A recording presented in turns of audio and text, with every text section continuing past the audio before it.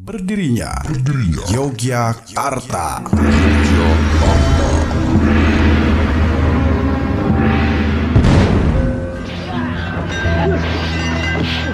Berdirinya Yogyakarta, sebuah cerita yang digubah dari sebuah buku sastra Jawa yang berjudul Babad Nitik Ngayogya.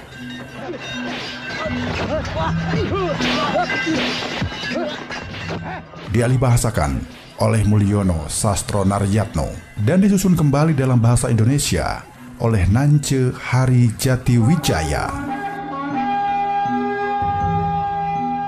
Dibaca seutuhnya dari buku Berdirinya Yogyakarta yang diterbitkan oleh Bagian Proyek Pembinaan Buku Sastra Indonesia dan Daerah Jakarta tahun 1999-2000, Pusat Pembinaan dan Pengembangan Bahasa, Departemen Pendidikan Nasional. Pemirsa, kita sama-sama simak sebuah kisah Berdirinya Yogyakarta.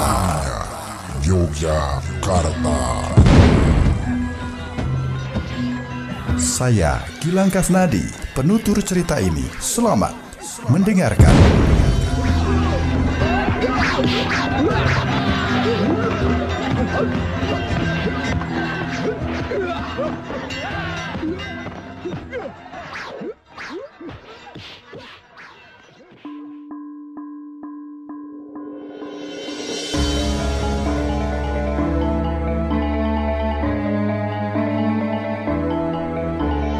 Pangeran Prangwadana betul-betul geram mendengar berita bahwa mertuanya, Pangeran Mangkubumi, akhirnya menyerah dan tunduk kepada Kompeni Belanda. Ia lebih sakit hati karena wilayah Mataram bagian barat seperti daerah Kedu, Banyumas, dan Pekalongan diserahkan kepada Kompeni Belanda. Bahkan wilayah Madiun, Malang, dan Besuki juga diserahkan kepada Kompeni sebagai imbalan karena telah berjasa membujuk mertuanya meletakkan senjata. Karena itu Prangwadana kemudian menyiapkan pasukan berani mati sebanyak 100 orang. Mereka menyebut dirinya dengan nama Wiratamtama Samber Nyawa. Mas Said segera menyingkir ke wilayah selatan. Meskipun begitu, daerah Bayalali bagian timur, Sukawati, Karanganyar, Wanagiri, dan Wanasari merupakan daerah kekuasaan Prangwadana.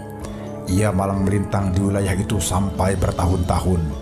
Pada suatu hari, Prangwadana berhasil menangkap prajurit Mataram. Prajurit itu diberinya sepotong kain yang telah dituliskan dengan kedua kalimat pendek. Sejahtera satu, sejahtera semua. Mati satu, mati semua.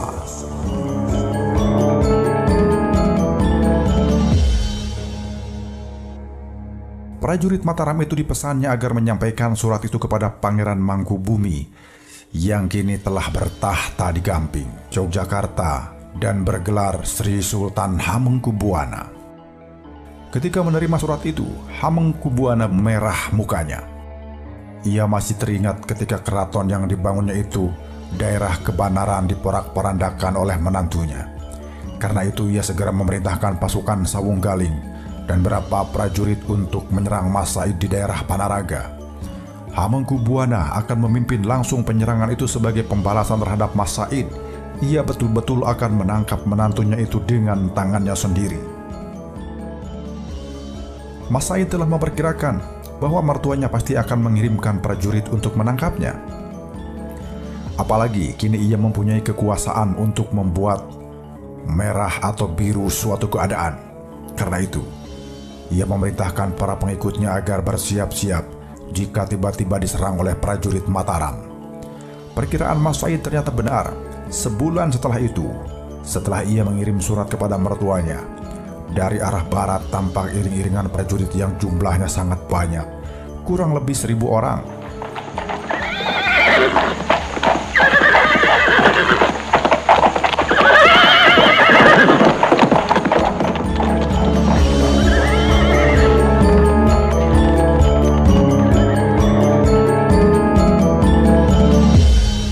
Mas Said sama sekali tidak menduga bahwa ayah mertuanya akan langsung memimpin prajurit Mataram itu.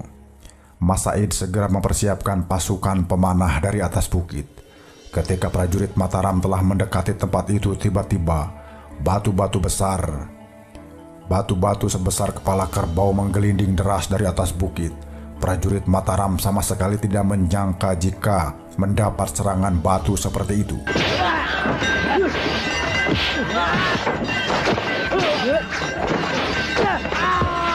Akibatnya dalam sekali gebrak, puluhan prajurit Mataram tewas tertindih batu.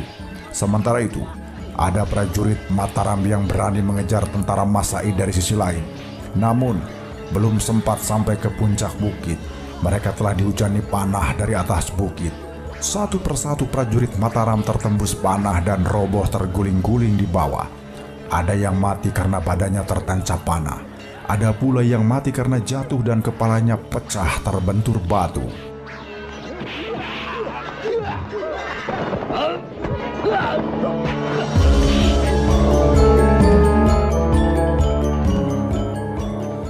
Ketika matahari tepat di atas kepala, prajurit Mataram mulai terdesak. Pangeran Adipati segera mengeluarkan meriam kecil dan menembaknya ke arah Masaid yang saat itu sedang berada di punggung kuda sambil melihat keadaan di bawah. Masaid terkejut melihat peluru meriam meluncur ke arah dirinya. Karena itu ia segera meloncat dari kudanya. Wush! Blah!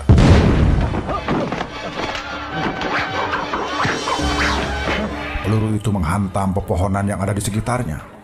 Pohon itu pun terbakar sehingga prajurit Samber Nyawa terpaksa turun dari bukit. Pangeran Pati mengira Masaid telah tewas terkena meriam. Tetapi ia agak heran sebab kuda yang dinaiki Masaid masih utuh.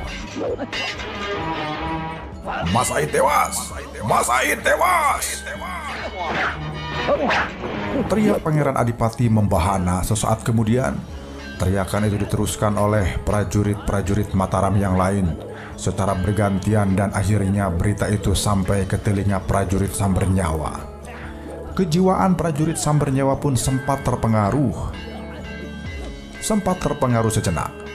Bahkan Adipati Martapura hampir percaya dengan berita itu. Untung Adipati Martapura merupakan prajurit yang berpengalaman. Walaupun sedikit terganggu, ia tetap memberikan perlawanan dengan sengit. Pertempuran di daerah Panaraga itu tetap berlangsung seru. Satu persatu prajurit Mataram banyak yang tewas tertembus panah, dan sedikit demi sedikit prajurit Mataram mulai terdesak. Tiba-tiba, dari sisi bukit yang lain terdengar ledakan-ledakan cambuk yang memekak telinga. Ledakan-ledakan cambuk yang memakan telinga tersebut, prajurit-prajurit Samber Nyawa semakin bersemangat mendengar ledakan-ledakan cambuk itu. Sebab mereka paham betul bahwa ledakan cambuk itu adalah pertanda bahwa Masaid masih hidup.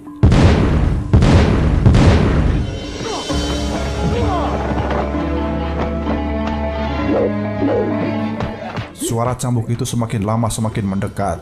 Prajurit Samber Nyawa semakin berani menyerang lawan. Masaid mendatangi area peperangan itu sambil mengobarkan semangat bertempur. Dengan dilambari tenaga dalam yang sempurna, ia meneriakkan kalimat, "Tiji Tibe, Tiji Tibe, Tiji Tibe." Kalimat itu sebenarnya kependekan dari kalimat Mukti Siji, Mukti Kabe, atau sejahtera satu, sejahtera semua, dan mati siji, mati kabeh, atau mati satu, mati semua.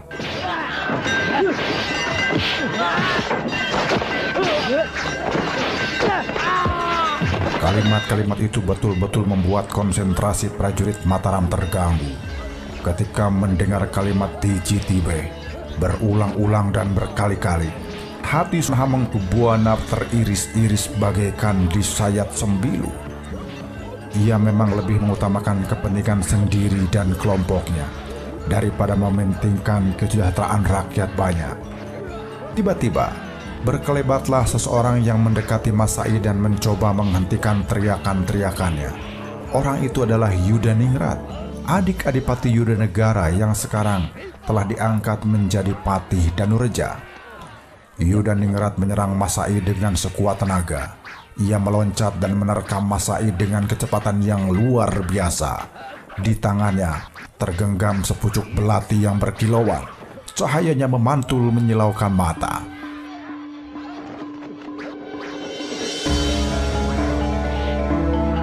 Kilauan cahaya yang memantul dari senjata lawan menunjukkan bahwa senjata itu sangat tajam. Ketika senjata itu nyaris mengenai tubuhnya, tiba-tiba Mas Said memukulnya dengan cambuk yang ada di tangannya. Cambuk itu dipukulkannya dengan kekuatan penuh. Benturan kedua senjata itu sangat mengejutkan Yudaningrat. Ia terkejut. Terkejut bukan kepalang, karena ujung cambuk lawan membentur senjatanya. Tangannya tiba-tiba kesemutan dan tubuhnya tergetar hebat. Ia tidak sadar bahwa belatinya telah terlepas dari tangannya. Ketika lawannya belum menyadari keadaan dirinya, Mas Said segera memanfaatkan waktu sekejap untuk melancarkan serangan susulan. Namun Mas Said tidak ingin dituduh sebagai yang berbuat tidak adil. Karena itu ia menyerang musuhnya dengan kaki terjulur langsung mengarah ke dada lawan. Yudanegara terpaksa harus menghindar dengan memiringkan tubuhnya ke kiri, sambil tangan kanannya mengirim serangan balasan ke perut lawan. Mas Said terpaksa harus meloncat tinggi-tinggi dan berputaran beberapa kali di udara sebelum kakinya menginjak tanah.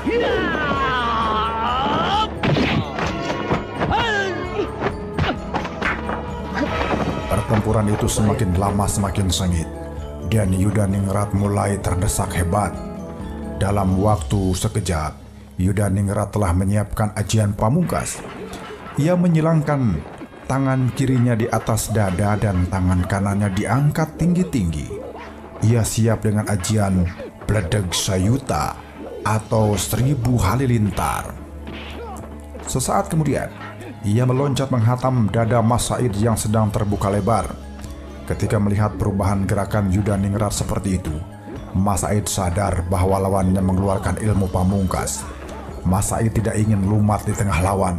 Karena itu, dalam waktu sekejap ia pun mengeluarkan ilmu andalannya pula.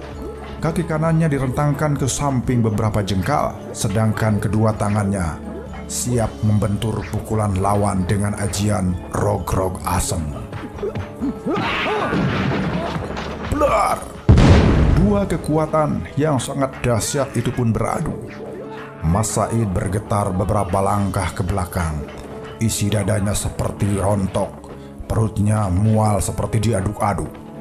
Sementara itu Yudaningrat betul-betul tidak menduga bahwa lawannya masih dapat mengeluarkan ajian pamungkas dalam waktu yang sangat singkat. Oleh karena itu, ketika tangannya membentur tangan Mas Said, dadanya tiba-tiba menjadi sesak dan pandangannya menjadi gelap. Tubuhnya terlempar deras menghantam pohon jati. Yudaningrat pun tewas seketika dengan tubuh hancur.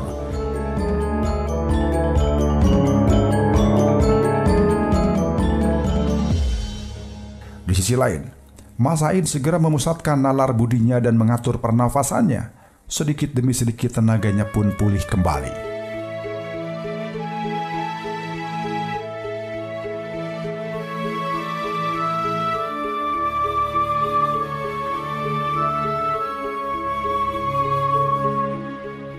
Pada saat matahari telah berada di ambang Cakrawala, prajurit Mataram yang bangga dengan sebutan Sawung Galing tinggal beberapa orang. Kurang lebih tinggal 20 orang yang tersisa. Mereka dibiarkan lari ke arah barat. Jika mau, Mas Said bisa membunuh Mangkubumi walaupun kini telah bergelar Sultan Hamengkubuwana.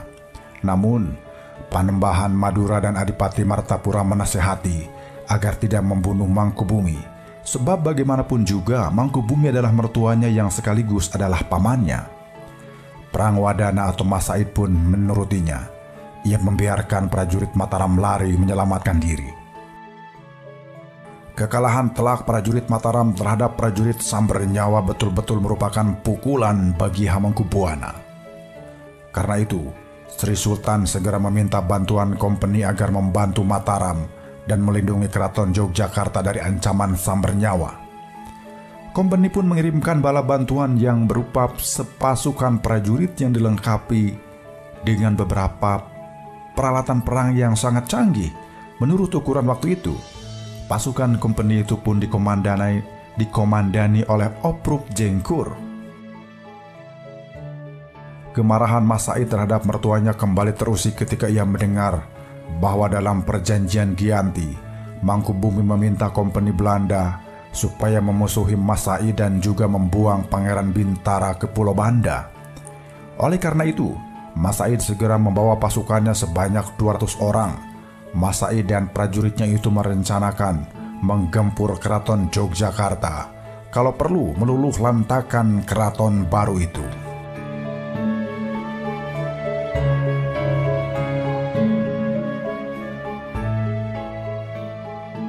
Ketika fajar mulai menyingsing, Pangeran Prangwadana segera turun dari perbukitan Girimanik yang terletak di kaki Gunung Lawu bagian selatan. Kemudian, ia berjalan menuju ke selatan. Sampai di Slagahima, ia mengubah ke arah barat langsung menuju Gunung Kidul. Desa-desa seperti Sedayu, Jatistrana, Baturtna telah mereka lalui. Perjalanan dari Panaraga ke Yogyakarta memerlukan waktu kurang lebih sebulan lamanya. Singkat cerita, prajurit Sambernyawa akhirnya mengepung keraton Yogyakarta dan membakarnya. Namun yang terbakar hanya sebagian, sedangkan yang lainnya masih utuh. Prajurit Sambernyawa tidak berhasil merebut benteng disebabkan opsir kompeni bertebaran di mana-mana. Dengan mengerahkan seluruh pasukan yang ada, serangan dadakan yang dilakukan oleh Mas Said dapat digagalkan. Malahan prajurit Mataram yang didukung oleh Obruk Jengkur berhasil mendesak prajurit Sambernyawa sampai ke desa Sima. Mas Said beserta istrinya sampai terperosok ke dalam luweng atau semacam gua yang sangat dalam. Untung mereka diselamatkan oleh Jayawinarna. Sebenarnya Jayawinarna adalah prajurit yang pernah bergabung dengan Mas Said. Kini meskipun ia telah bergabung dengan prajurit Mataram, lurah itu pun tetap merasa belas kasihan kepada Mas Said. Ia tidak memperdulikan hadiah yang dijanjikan oleh Hamengkubuwana jika berhasil menangkap Mas Said. Padahal Hamengkubuwana telah mengeluarkan titah, siapa saja yang dapat menangkap Mas Said akan dihadiahi tanah 1000 patok atau kurang lebih 800 hektar. Dengan sekuat tenaga, Jayawinarna membantu Mas Said meloloskan diri dari kejaran prajurit Mataram dan kompeni.